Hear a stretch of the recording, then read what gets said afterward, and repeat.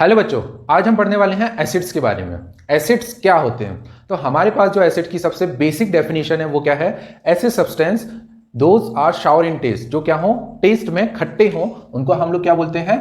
Acids बोलते हैं। दूसरी डेफिनेशन हमने क्या देखी थी एसिड्स की? ऐसे सब्सटेंस जो ब्लू लिटमस पेपर को रेड में कन्वर्ट कर दें, उनको हम लोग क्या बोलते हैं? एसिड्स बोलते हैं। ब्लू को रेड में कन्वर्ट कर दें, रेड लिटमस में, उनको हम लोग क्या बोलते हैं? एसिड्स बोलते हैं। लिटमस क्या होते हैं? लिटमस क्या होते हैं? इंडिकेटर्स। इंडिकेटर्स क्या होते हैं? ऐसे सब्सटेंस जो हमें बताते हैं कि कोई चीज एसिड है या बेस है, ठीक है, उनको हम लोग इंडिकेटर्स बोलते हैं, जिसके बारे में हम लोग आगे पढ़ेंगे।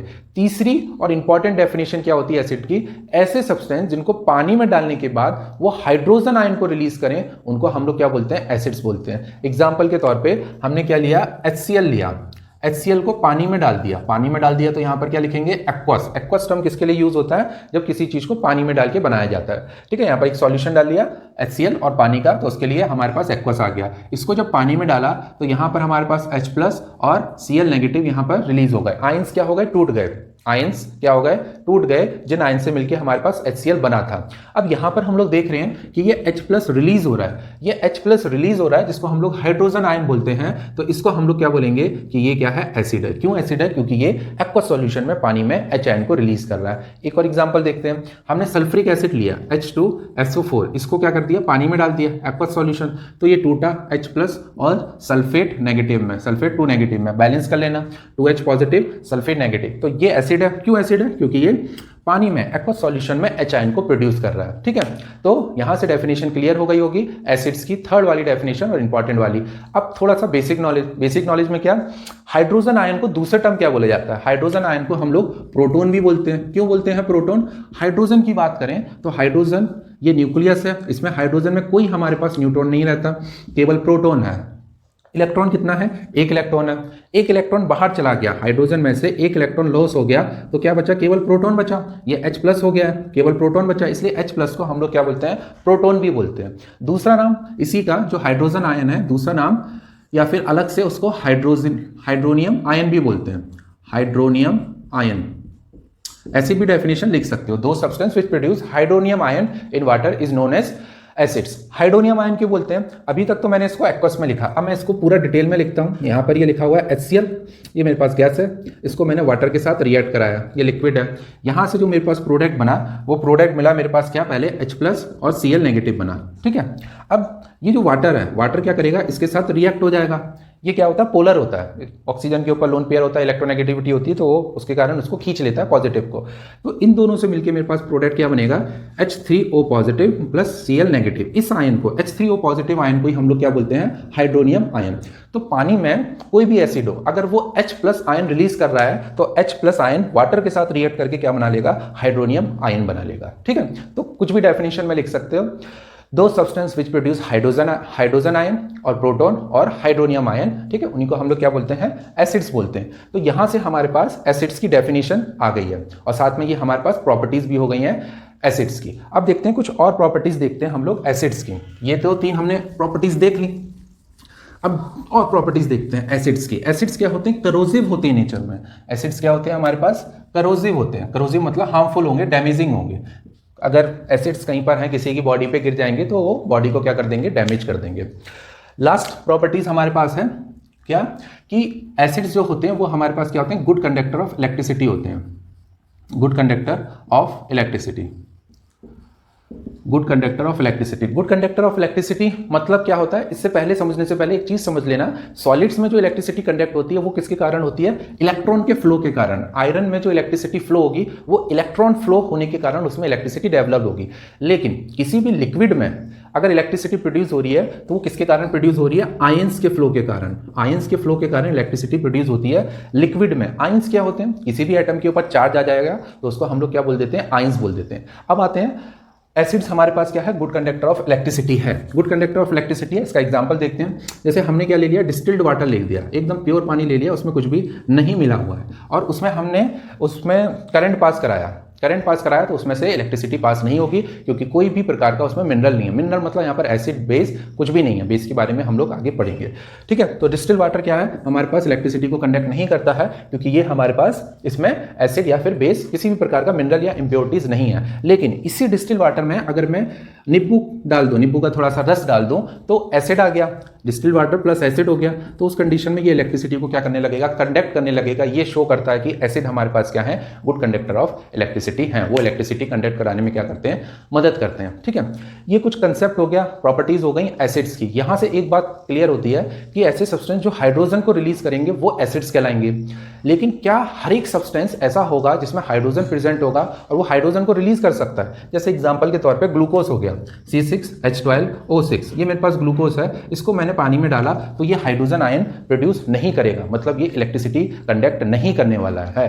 तो हर सब्सटेंस जिसमें हाइड्रोजन प्रोड्यूस हो जरूरी नहीं कि वो एसिड्स होगा। दूसरा एग्जांपल इथाइल अल्कोहल भी हो सकता है, इथाइल अल्कोहल को भी पानी में डालेंगे तो ये हमारे पास इलेक्ट्रिसिटी कंडक्ट नहीं करता है। ठीक है, तो ये भी हमारे पास क्या हो गया है, एग्जांपल हो गया है किसका, कि ऐसे एसिड्स जो जिनके पास हाइड्रोजन होगा फिर भी वो क्या करेंगे, एसिड्स नहीं कहलाएंगे। ठीक है, ये हमारे पास क्या था, कुछ प्रॉपर्टीज थी एसिड्स की। अब बात करते हैं टाइप्स ऑफ एसिड्स। एसिड्स के हम लोग देखते हैं टाइप्स।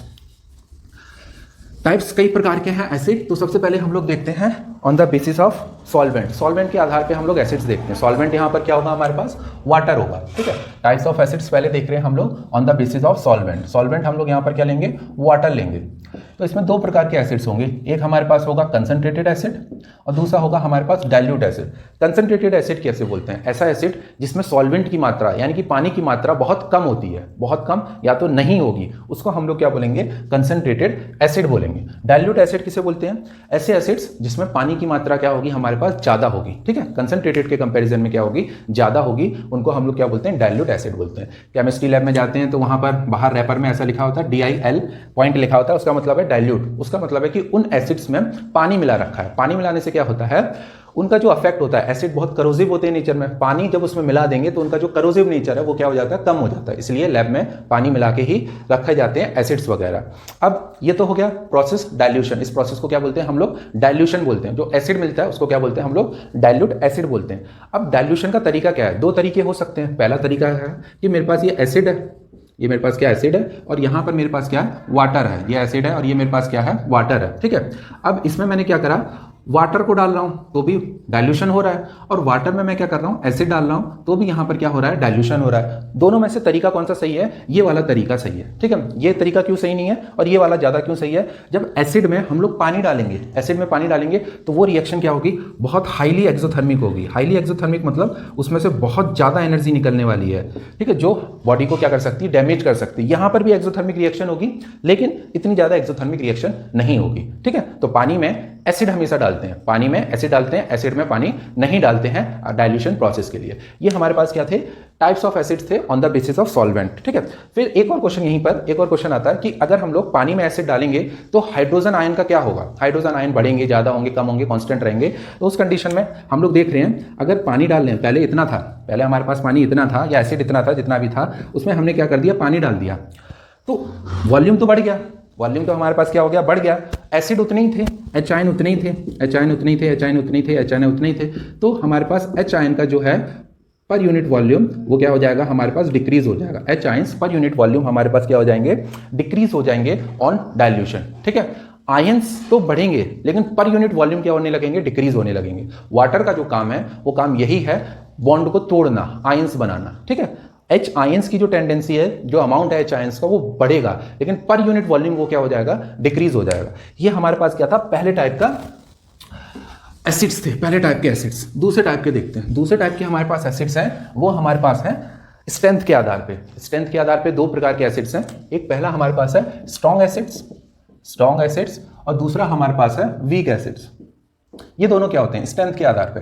स्ट्रेंथ के आधार पे बात करें तो ऐसे एसिड्स तो कंप्लीटली डिसोशिएट हो जाएं, पूरे टूट जाएं आयंस में, उनको हम लोग क्या बोलते हैं, स्ट्रॉन्ग एसिड। और जो पूरे कंप्लीटली डिसोशिएट ना हो उनको क्या बोलते हैं, वीक एसिड। इससे पहले एक चीज याद रखना, ये सल्फेट आयन हमारे पास क्या है, एक पूरा कंप्लीट आयन है। नाइट्रेट आयन क्या हमारे पास, कंप्लीट आयन है। कार्बोनेट आयन क्या है, हमारे पास एक कंप्लीट आयन है। ठीक है, अब एग्जाम्पल देखते हैं स्ट्रॉन्ग एसिड के। जैसे मैंने ले लिया HCl ले लिया, ये HCl ले लिया, इसको पानी में डाल दिया, एक्वस में डाल दिया, एक्वस में डालने के बाद ये किस में टूटा, H+ और Cl नेगेटिव में ये ब्रेक हो गया।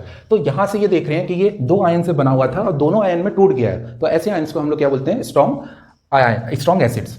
ठीक है, दूसरा एग्जांपल देखते हैं सल्फ्यूरिक एसिड का, H2SO4। इसको जब पानी में डालेंगे तो ये क्या टूटेगा, 2H पॉजिटिव और SO4 2 नेगेटिव, कंप्लीटली डिसोशिएट हो रहा है। तो यहाँ पर ये हमारे पास क्या हो जाएगा, स्ट्रॉन्ग एसिड का एग्जांपल हो जाएगा। ठीक है, दूसरा एक और देखते हैं, वीक एसिड। चलो वीक एसिड देखते हैं, ऐसे एसिड्स जो पानी में डालने के बाद कंप्लीटली डिसोशिएट नहीं होते हैं। जैसे एग्जाम्पल के तौर पर एसिटिक एसिड CH3COOH, इसको पानी में डालेंगे तो ये किस में टूटेगा, CH3COO negative plus H positive में टूटा। तो ये कंप्लीटली डिसोशिएट नहीं हुआ, पार्शियली डिसोशिएट हो पानी में डालने के बाद, तो उनको क्या बोलते हैं हम लोग, वीक एसिड्स बोलते हैं। फॉर्मिक एसिड जो चिट्टी काट लेती है उसमें ये वाला एसिड प्रेजेंट होता है, पानी में डालेंगे तो ये किस में टूटेगा, पार्शियली डिसोशिएट होगा, H+COOH नेगेटिव में टूटेगा। ठीक है, तो ये वीक एसिड हो गए और ये हमारे पास क्या हो गए, स्ट्रॉन्ग एसिड हो गए। एक और प्रकार के एसिड देखते हैं। एक दूसरा नेक्स्ट जो टाइप का हमारे पास एसिड है वो हमारे पास है अकरेंस के आधार पे, कहाँ से हमारे पास फॉर्म्ड होते हैं। ठीक है, वो हमारे पास 2 प्रकार के हैं। पहला हमारे पास है ऑर्गेनिक एसिड, पहला हमारे पास है ऑर्गेनिक एसिड और दूसरा हमारे पास है inorganic acid. Inorganic acid, organic acid किसे बोलते हैं, ऐसे एसिड्स जो प्लांट और एनिमल से ऑब्टेन्ड हो, उन एसिड्स को हम लोग क्या बोलते हैं, ऑर्गेनिक एसिड। जैसे सिट्रिक एसिड किसमें पाया जाता है, लेमन में, ऑरेंजेस में, या फिर लैक्टिक एसिड किसमें पाया जाता है, कर्ड में पाया जाता है, या फिर ऑक्जेलिक एसिड किसमें पाया जाता है, हमारे पास टोमेटो में पाया जाता है। ठीक है, बहुत सारे एग्जांपल्स और भी हो सकते हैं। फिर इनऑर्गेनिक एसिड, ऐसे एसिड्स जो हमारे पास रॉक्स या मिनरल से फॉर्म्ड हो, ठीक है, या आर्टिफिशियल एसिड्स भी बोल सकते हैं, उनको हम लोग क्या बोलते हैं, इनऑर्गेनिक एसिड। ये ज़्यादा डेंजरस होते हैं ऑर्गेनिक एसिड्स के कंपेरिजन में। जैसे सल्फ्यूरिक एसिड हो गया, हाइड्रोक्लोरिक एसिड हो गया, निट्रिक एसिड हो गया। और सल्फ्यूरिक एसिड को एक और चीज़ याद रखना, इसको किंग्स ऑफ केमिकल भी बोलते हैं, किंग्स ऑफ केमिकल्स भी बोलते हैं। कई चीज़ों को बनाने में ये क्या होता है, यूजफुल होता है, इसलिए इसको हम लोग किंग्स ऑफ केमिकल्स भी बोलते हैं। तो यहाँ से ये कंसेप्ट हो गया हमारे पास इनऑर्गेनिक एसिड और ऑर्गेनिक एसिड का। एक और चीज़ याद रखना जो बीच में मिस हो गई थी, वो ये हो गई थी कि हमने जो एसिड की डेफिनेशन पढ़ी थी लास्ट वाली, हाइड्रोजन आयन प्रोड्यूस करें पानी में, ठीक है, वो आर्नियस का कंसेप्ट था। तो वो भी याद रखना, आर्नियस का कंसेप्ट ही हमने लास्ट वाली डेफिनेशन में पढ़ा था। आर्नियस कंसेप्ट क्या था कि जब भी कोई भी सब्सटेंस को पानी में डालें, अगर वो H आयन को प्रोड्यूस करेगा तो वो क्या कहलाएगा, हमारे पास एसिड कहलाएगा। ठीक है, ये चीज़ जरूर याद रखना, कोई भी सब्सटेंस को पानी में डालने के बाद ही वो H आयन को रिलीज करेगा। ठीक है, बेंजीन में डालेंगे तो वो हो सकता है H आयन को रिलीज ना करे, इसलिए पानी में ही डालेंगे। ठीक है, नेक्स्ट वीडियो में मिलेंगे कुछ और नए कंसेप्ट्स के साथ।